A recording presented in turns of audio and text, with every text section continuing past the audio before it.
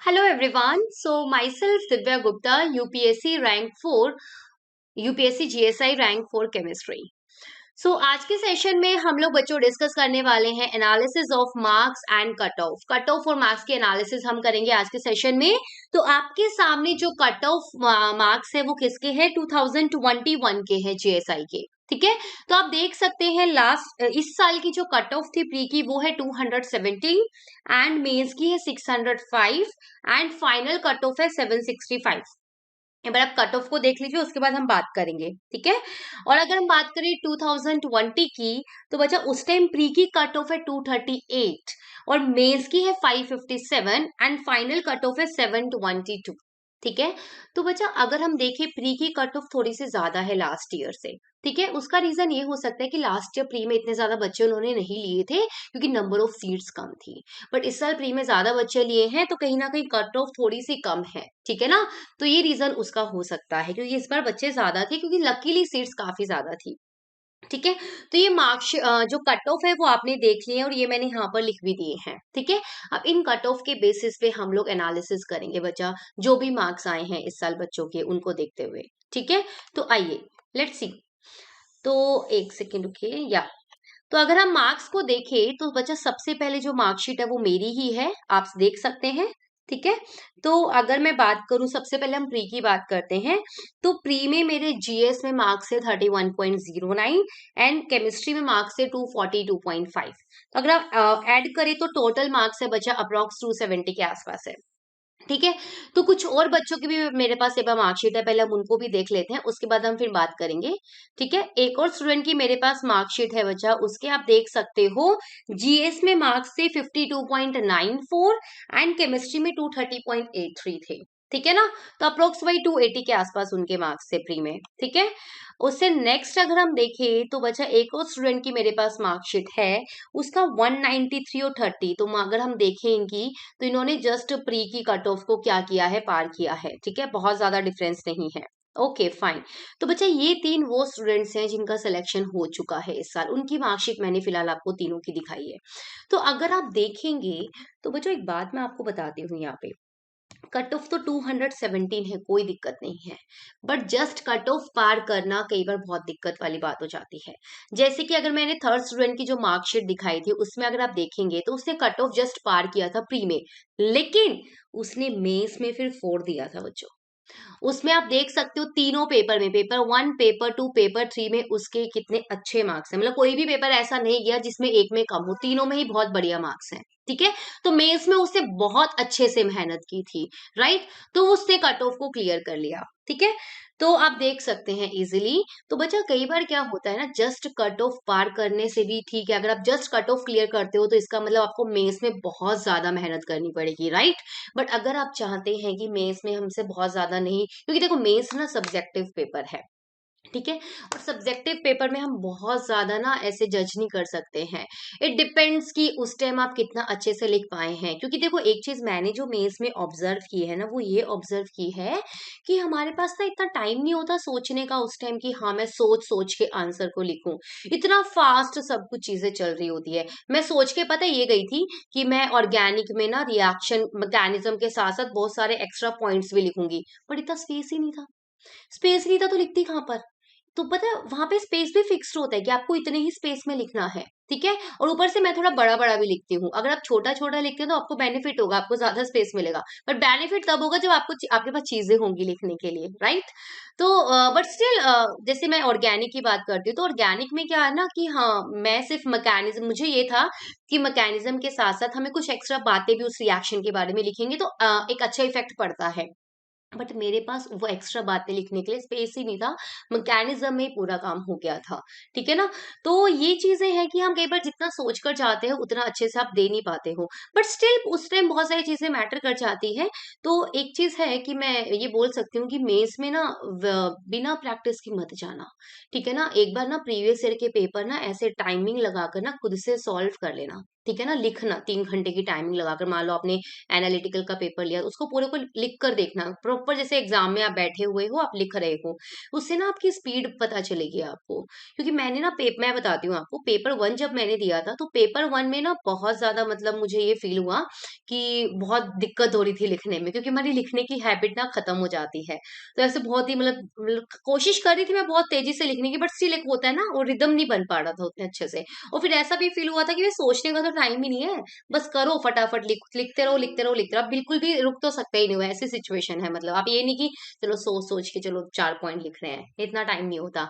आपको पहले से ही अच्छे से प्रिपेयर होके जाना पड़ता है।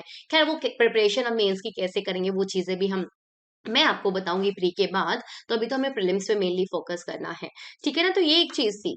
तो बच्चा यहाँ पे मैं आपको ना एक और स्टूडेंट की मार्कशीट दिखाती हूँ, जिसका सिलेक्शन नहीं हुआ था लास्ट ईयर, इस साल, ठीक है ना। तो उसमें आप देख सकते हैं कि उसका प्री का कट ऑफ तो क्लियर था। अगर हम प्री के मार्क्स देखें तो उसके 236 मार्क्स थे, और कट ऑफ कितना था, 217 था, ठीक है। लेकिन वो कहीं ना कहीं मेंस में रह गया, ठीक है। तो बच्चा अगर मैं आपको एक बात बताती हूँ, तो प्री में बच्चा आपको सिर्फ कट ऑफ क्लियर नहीं करनी है, ठीक है ना। आपका मेन टारगेट होना चाहिए कि आपके 30 40 या 50 नंबर ऊपर आए कट ऑफ से। अगर आप 30 40 50 मार्क्स ऊपर है कट ऑफ से, तो भाई मेंस में अगर आप सब में 110 110 110 नंबर भी ले आते हैं, तो आपका काम हो जाएगा। मतलब मेंस में ऑन एंड एवरेज अगर आपके 120 120 110 वाले मेंस में ठीक ठाक भी अगर आपका पेपर चला जाता है, तो आपका सिलेक्शन पक्का है। लेकिन आपको प्री में फोड़ना है बच्चा, क्योंकि मैंने ये चीज फील की है कि प्री का बहुत ही मेन अहम रोल है, ठीक है ना। क्योंकि देखो जीएस की अगर हम बात करें, अब प्री में देखो दो चीजें हैं, जीएस और केमिस्ट्री, ठीक है। तो जीएस में बहुत ज्यादा डिफरेंस नहीं होता, बट खैर इस साल तो जीएस में भी कुछ बच्चों के काफी अच्छे मार्क्स आए हैं, 50+ मार्क्स आए हैं।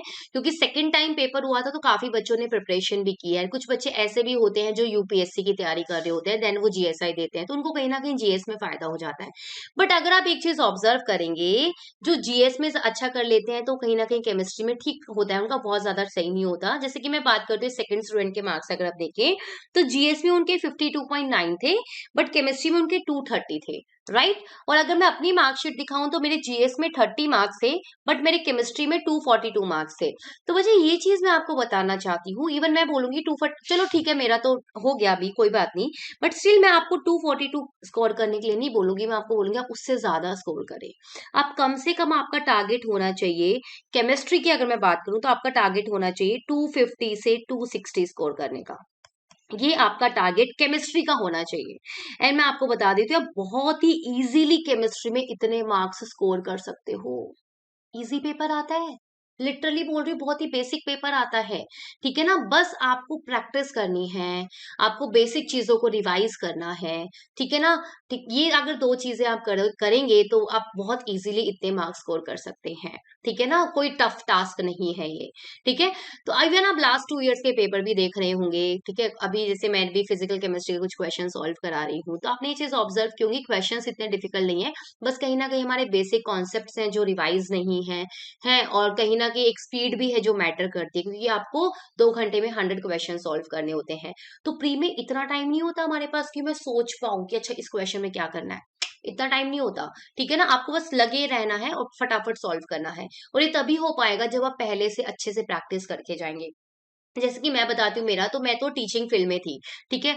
तो मैं पढ़ा रही थी, तो 3 साल से मैं पढ़ा रही हूँ, तो मुझे काफी उसका फायदा मिला, मैं बोल सकती हूँ। क्योंकि मैं जेई के बच्चों को पढ़ा रही थी, तो काफी बेसिक चीजें थी जो मेरी क्लियर थी, एंड मुझे उसका कहीं ना कहीं फायदा मिला। क्योंकि जेई में हम बच्चों को पढ़ाते हैं, तो हम कहीं ना कहीं क्वेश्चन सॉल्व भी करते हैं, तो वो सॉल्विंग कहीं ना कहीं मेरे पास थी, प्रैक्टिस, सॉल्विंग प्रैक्टिस, तो उससे मुझे काफी फायदा मिला। तो आप में से भी कुछ बच्चे ऐसे होंगे जो टीचिंग कर रहे होंगे, तो उनको इस चीज का फायदा मिलेगा।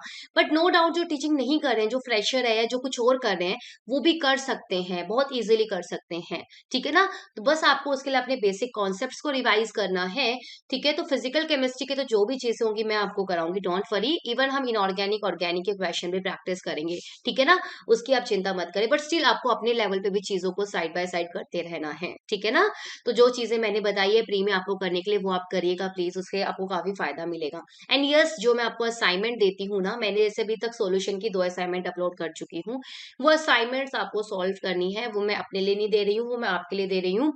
मैं तो सॉल्व कर चुकी हूँ, अभी आपको वो सॉल्व करनी है, ठीक है ना। तो उसे सॉल्व करें, उससे आपको बहुत फायदा मिलेगा, क्योंकि प्री में आपको केमिस्ट्री में 240 से 260 मार्क्स लाने हैं, और अगर अगर आपके प्री में इतने मार्क्स आ गए ना तो आपका सिलेक्शन पक्का है, ठीक है ना। तो इतने मार्क्स आपको लेकर आने हैं प्री में, लिटरली बोल रही हूँ, अगर आपने इतने मार्क्स स्कोर कर लिए प्री में तो आपका सिलेक्शन पक्का है। तो मेंस में तो भाई ठीक है, पेपर देकर आइए, ठीक ठाक सा आपका बहुत बढ़िया पेपर हो जाएगा। और अगर आप प्री में इतना स्कोर कर पा रहे हैं तो मेंस में आप बहुत इजीली मतलब सही सा स्कोर कर लेंगे।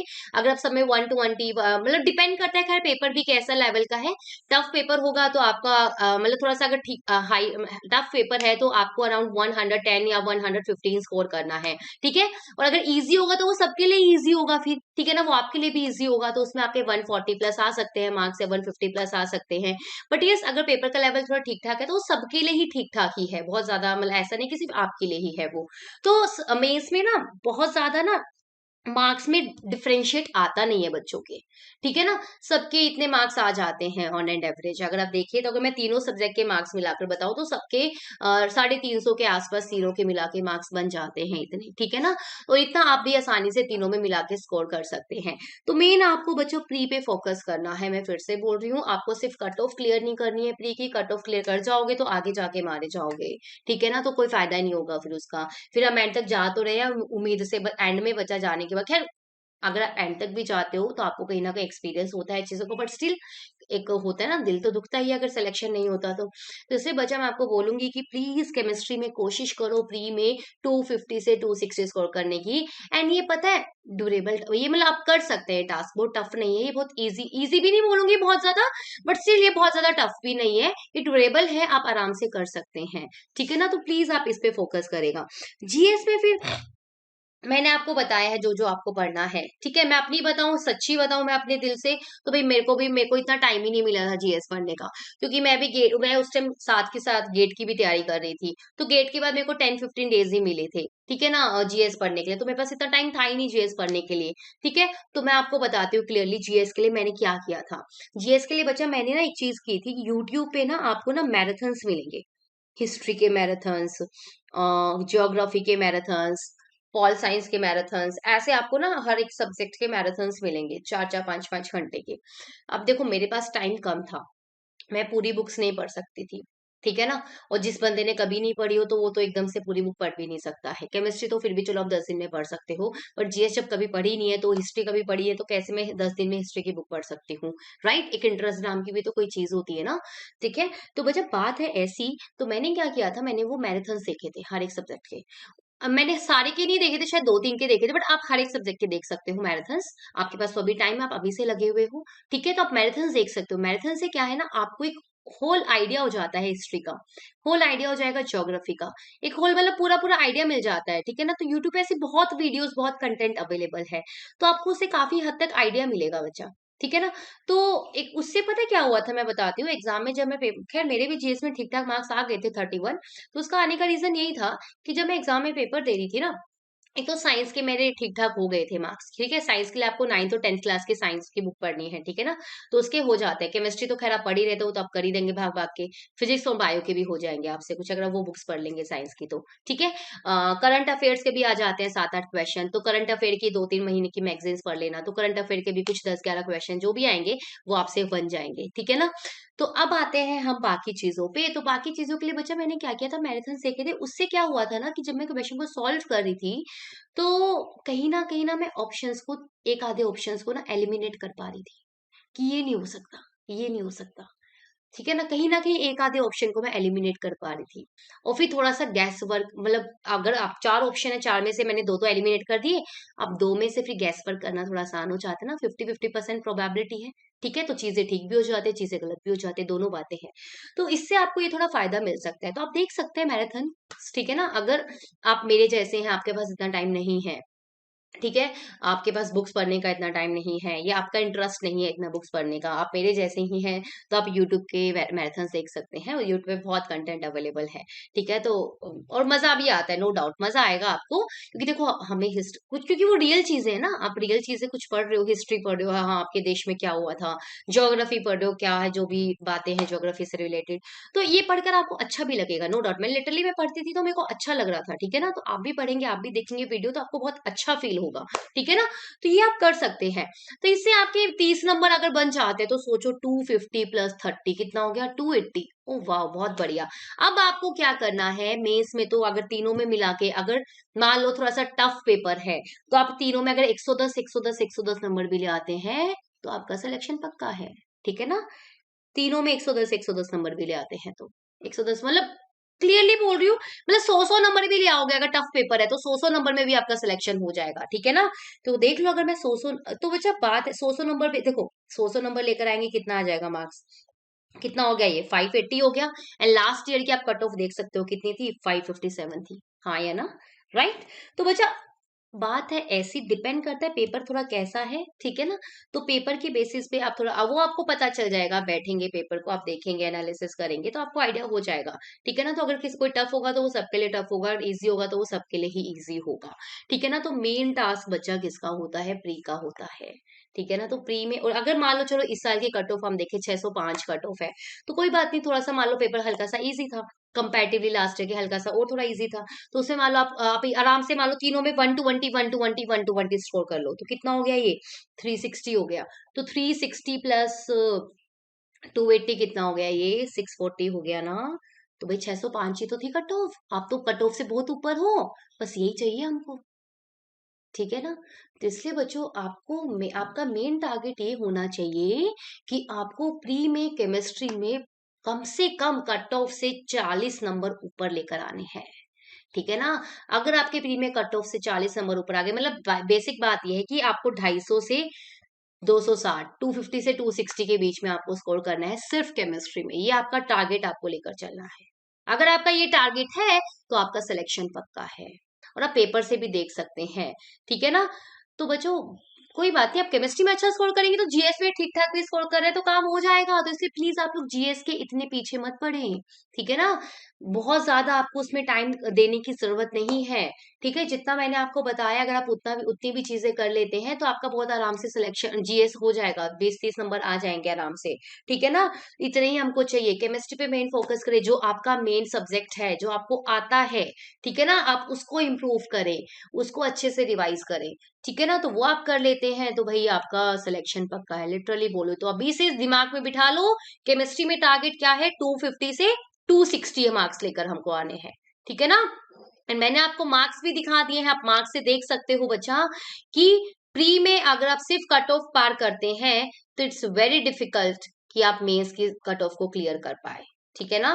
तो जैसे आप देख सकते हो लास्ट स्टूडेंट्स की जो मैंने आपको मार्कशीट दिखाई है, इनका कट ऑफ प्री तो क्लियर था, ठीक है, तो 217 कट ऑफ थी, खैर उससे 10-15 नंबर तो ऊपर ही है इनके, बट स्टिल वो मेंस में रह गए, राइट। तो इससे बच्चा अगर आप 250 260 केमिस्ट्री में स्कोर कर लेते हैं तो मेंस में तो भाई अगर थोड़े से कम भी आ गए तो आपका काम हो जाएगा। कि मेंस में जज कर पाना चीजों को थोड़ा डिफिकल्ट हो जाता है, सब्जेक्टिव पेपर है, उस टाइम डिपेंड करता है आपका पेपर कौन चेक कर रहा है, वो कितने नंबर आपको दे दे, बहुत सारी चीजें, आप कितना आप लिख पाते हैं चीजों को। कई बार ऐसा भी होता है कि हमें आता ज्यादा है बट हम उतना कंटेंट दे नहीं पाते हैं, एक तो स्पेस कम है, ऊपर से उस टाइम पे चीजों को रिकॉल कर पाना इट्स डिफिकल्ट, ठीक है ना। तो बहुत सारी चीजें हैं वजह जो मैटर कर जाती हैं। तो इसलिए अभी से आप लोग प्लीज प्री पे फोकस करें, एंड प्री में केमिस्ट्री पे मेनली फोकस करें। केमिस्ट्री में आपको कितना स्कोर लेकर आना है, 250 से 260 स्कोर लेकर आना है। और जीएस के लिए जो जो चीजें मैंने आपको बताई है वो आप कर लेंगे तो आपके 20-30 नंबर आ जाएंगे, बस हमको इतने ही चाहिए, ज्यादा नहीं चाहिए हमको, ठीक है ना। चलो, तो ये थी बच्चा आज के सेशन की सारी बातें। तो हमने देखा कैसे हमको चीजों को हमने थोड़ा सा मार्क्स को एनालाइज करके हमने चीजों को देखा कि हमने क्या करना है। तो आई होप अभी आपको एक गोल मिल गया होगा कि आपको क्या करना चाहिए और क्या कैसे करना है, ठीक है। तो बाकी प्री में जो भी क्वेश्चन प्रैक्टिस है, जो भी टॉपिक्स है, थोड़ी बहुत थियोरेटिकल कॉन्सेप्ट्स हैं, वो तो मैं आपको कराऊंगी, डोंट वरी। डेली हम आपके लिए एक वीडियो अपलोड करेंगे एंड उससे आपको बहुत फायदा मिलने वाला है। And yes, last thing I want to tell you, अगर आपको मेरी वीडियो पसंद आ रही है तो प्लीज आप लोग इसे अपने फ्रेंड्स के साथ शेयर भी करें, and please like share and subscribe my channel, okay. Thank you so much for watching my video, thank you.